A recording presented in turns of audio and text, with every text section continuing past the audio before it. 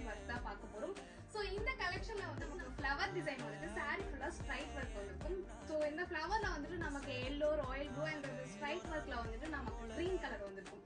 So saree ஃபுல்லா இப்படிதான் இருக்கும். இந்த சாரிக்கு வந்துட்டு நமக்கு ரன்னிங் பிளவுஸ் வந்துரும். இல்லனா நீங்க வந்துட்டு இந்த சாரில இருக்க கலர்ஸ் நீங்க வெறும் plain பிளவுஸ் போட்டீங்கன்னா ரொம்ப சூப்பரா இருக்கும். நான் ஒரு கலரா காமிக்கிறேன். இதுல உங்களுக்கு எந்த கலர் பிடிச்சிருந்தாலும் ஸ்கிரீன்ஷாட்